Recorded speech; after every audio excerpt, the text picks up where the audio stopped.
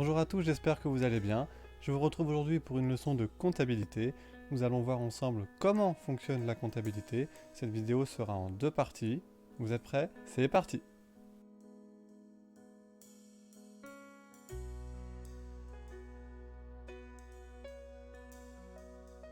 Bonjour, je m'appelle Tanguy et si vous voulez devenir l'expert de demain en comptabilité et en gestion, bienvenue sur cette chaîne. N'oubliez pas de vous abonner et de cliquer sur la petite cloche de notification si vous voulez être au courant de mes prochaines vidéos. L'objectif de cette vidéo, c'est de vous faire acquérir certaines compétences, dont notamment appréhender les mécanismes comptables et les principes de l'enregistrement comptable de base. Dans la seconde partie, vous allez apprendre à décrire et adapter l'organisation comptable et la hiérarchie des différents travaux et documents comptables obligatoires. Pour vous faire acquérir ces compétences, nous allons aborder dans un premier temps comment traduire les opérations quotidiennes. Là, on va parler des différents flux qui entourent la comptabilité. Et ensuite, nous aborderons comment enregistrer les opérations dans la comptabilité. Donc, premier point, comment traduire les opérations quotidiennes. Donc, par opération quotidienne, j'entends ce que réalise l'entreprise tous les jours, principalement des achats et des ventes, par exemple. Ces opérations peuvent être réalisées de différentes manières. Soit elle réalise ces opérations avec des collaborateurs qui sont à l'intérieur de l'entreprise, donc là on va parler de flux internes, ou le contraire, vous l'avez sûrement deviné, les flux externes dans lesquels l'entreprise passe des opérations avec des partenaires. Les principaux partenaires de l'entreprise sont bien évidemment les clients auxquels elle va vendre ses produits ou ses services, ses fournisseurs auxquels à l'inverse elle va acheter donc ce qu'elle a besoin pour vendre ses produits et ses services, les banques qui vont être là principalement pour accorder des crédits bancaires en cas de difficulté, l'État avec qui l'entreprise va payer ses impôts et ses taxes, et ses différents associés, actionnaires, membres de la société. Parmi ces flux internes et externes, on va différencier trois catégories, trois types de flux. Des flux de nature informationnelle, donc là ça va être simplement des échanges d'informations. Je vous ai mis ici par exemple réaliser un devis, passer une commande. Ce type d'opération n'engage en rien l'entreprise, c'est juste un échange d'informations entre deux parties. Contrairement au flux physique, aussi appelé flux réel, où là l'entreprise va échanger un bien, un produit ou un service, quelque chose de réel, quelque chose qui a une substance physique, contrairement au flux d'informations. Et le dernier flux, la dernière chose que l'entreprise est susceptible d'échanger avec un partenaire, ça va être le flux monétaire, aussi appelé flux financier, donc là ça va être l'échange d'argent. Voilà, donc les flux en fait ce sont les différentes choses que l'entreprise est susceptible d'échanger avec un partenaire interne ou externe. Nous allons voir maintenant comment passer ces échanges dans la comptabilité, comment passer de flux à la comptabilité. Qui dit échange dit réciprocité, donc lors d'un échange il y aura deux flux opposés de sens contraire, un flux sortant et un flux entrant. Je vais vous illustrer ça avec un exemple. Ici le 15 août, donc l'entreprise A achète pour 2000 € de matières premières à son fournisseur. Les matières premières, ce sont les ingrédients que l'entreprise va acheter, qu'elle va ensuite utiliser pour fabriquer son produit. Donc nous avons l'entreprise A qui est en relation avec un partenaire extérieur, ici son fournisseur. Donc elle achète des matières premières. Donc il va y avoir un échange de deux flux opposés de sens contraire. Donc quel va être le flux entrant? C'est-à-dire qu'est-ce qui va entrer dans l'entreprise lors de cet échange? Ça va être les matières premières qu'elle a achetées à son fournisseur. Ces matières premières, c'est quel type de flux?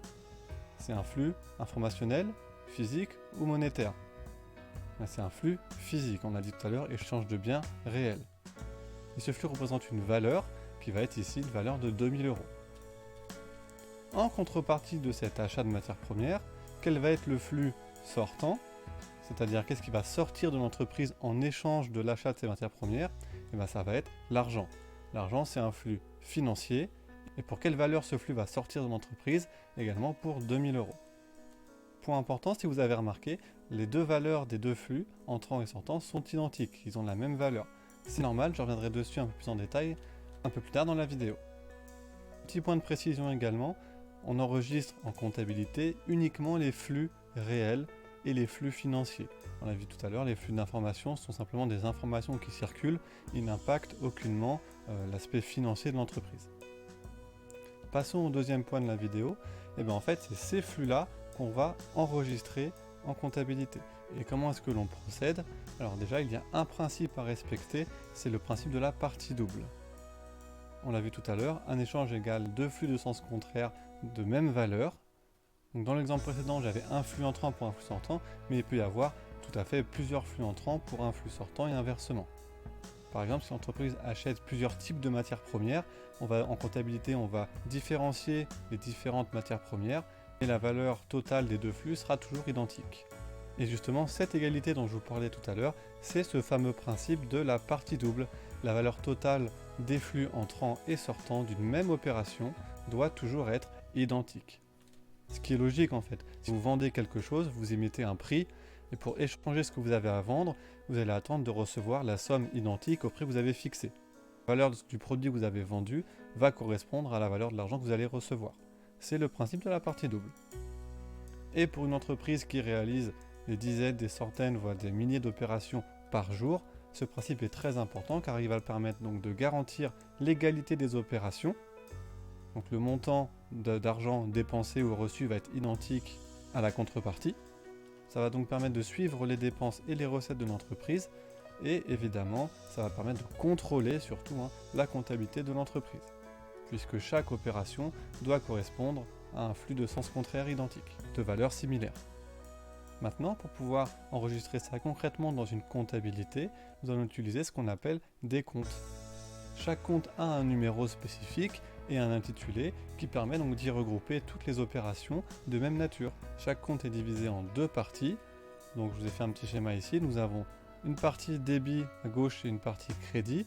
Donc ça va être le vocabulaire de la comptabilité auquel il va falloir que vous vous habituez. Donc en fait au débit, nous allons enregistrer tous les flux entrants qui entrent dans l'entreprise et de l'autre côté au crédit, nous allons enregistrer tous les flux sortants, tout ce qui sort de l'entreprise. Et évidemment, il faut toujours respecter le principe d'égalité de partie double entre le total des débits, donc des flux entrants, et le total des crédits, des flux sortants. Je vais vous illustrer ça par un exemple, vous allez voir, ça n'a rien de bien compliqué. Ici, donc le 22 août, l'entreprise A vend pour 2000 € de marchandises A et 2500 € de marchandises B à son client. Donc le client, il achète deux marchandises différentes. Comme vous, lorsque vous achetez des produits en ligne, par exemple, vous pouvez très bien acheter sur le même site deux produits différents. Nous avons donc l'entreprise A qui est en relation avec son partenaire qui est son client. Donc quel est le flux qui va sortir de l'entreprise? Ça va être les marchandises. Les marchandises, c'est le flux physique ou réel pour une valeur totale de 2000 plus 2500, ce qui nous fait 4500 €. Et en contrepartie, l'entreprise va recevoir donc un flux entrant, le paiement du client, donc qui va être l'argent, donc qui est le flux monétaire ou financier, pour une valeur de 4500 €. Donc là on aura fait les deux exemples, l'achat et la vente, donc vous voyez ça n'a rien de bien compliqué. Et pour traduire ça avec les comptes en comptabilité, donc là l'entreprise elle doit enregistrer les deux flux, entrants et sortants. Donc on va ouvrir deux comptes. Un compte qui va s'appeler du coup compte de marchandises, dans lequel on va enregistrer les marchandises, bien évidemment, et la contrepartie qui va être ici le compte banque, parce que l'entreprise va recevoir l'argent dans sa banque. On va voir si vous avez compris. Ici, l'entreprise, elle vend des marchandises. Alors, est-ce qu'elles sortent ou est-ce qu'elles rentrent de l'entreprise? Elles sortent. Si elles sortent, c'est un flux sortant. Donc, les marchandises vont s'enregistrer ici au crédit du compte de marchandises. Donc, les marchandises A et les marchandises B. Pour un montant total de 4500 €. Et en contrepartie donc de cette vente, l'entreprise va recevoir le paiement du client. L'argent va rentrer dans la banque de l'entreprise. Qui dit flux entrant dit enregistrement au débit du compte banque ici en l'occurrence.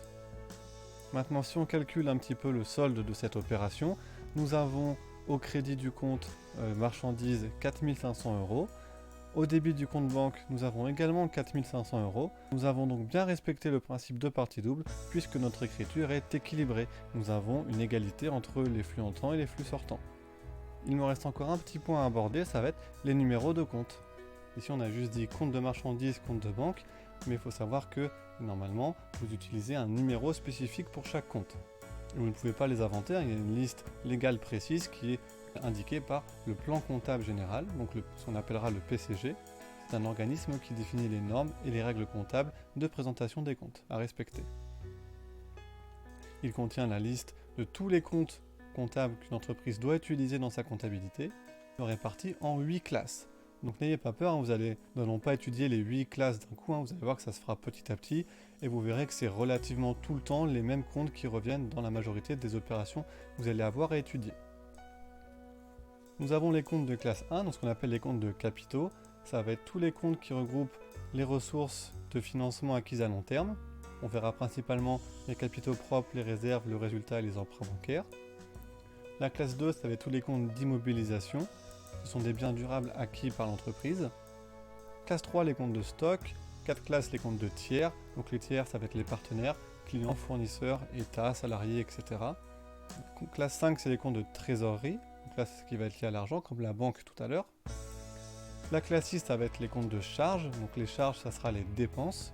Et la classe 7, ça sera les comptes de produits, les comptes de recettes. Et la classe 8, ce sera des comptes spéciaux que l'entreprise utilise qu'une fois par année d'activité. Un petit indice pour les prochaines vidéos, les comptes 1 à 5 sont les amis de la même couleur parce qu'ils vont se retrouver dans un certain type de document comptable, qu'on verra par la suite, et les comptes 6 et 7 se retrouveront dans un autre document comptable. Vous verrez au fur et à mesure des vidéos qu'il y a toute une logique de construction et de présentation des documents comptables obligatoires. Vous pouvez retrouver la liste complète donc, de ces comptes sur le site du plan comptable général, ou également si vous êtes en études de comptabilité, je vous conseille une liste moins exhaustive et portable du plan comptable général. Ça coûte moins de 3 €, vous pouvez l'acheter dans n'importe quel éditeur. Ça se présente comme ceci, un plan comptable général. Donc c'est un accordéon avec toute la liste des comptes classés par catégorie. Faites bien attention par contre que ce soit bien, normalement c'est écrit sur tous, mais je préfère le préciser, c'est un document sur lequel il est stipulé que c'est autorisé aux examens et aux concours. Je n'ai encore jamais vu de PCG non autorisé aux examens, mais je vous préviens, on ne sait jamais. Voilà, donc nous avons vu la première partie donc, de cette leçon, qui est comment fonctionne la comptabilité. Si cette vidéo a pu vous aider, n'hésitez pas à vous abonner, à liker et à partager sur les différents réseaux sociaux. Vous pouvez également me faire un retour constructif ou me poser vos questions dans l'espace commentaire. Je mets à disposition pour vous dans la description une formation gratuite qui s'intitule « Comment réussir vos examens à coup sûr » dans laquelle je partage avec vous mes connaissances et mon expérience en tant qu'ancien étudiant et en tant que professeur de comptabilité et de gestion. Et je vous retrouve pour la partie 2 de cette leçon si vous voulez devenir les experts de demain. A bientôt.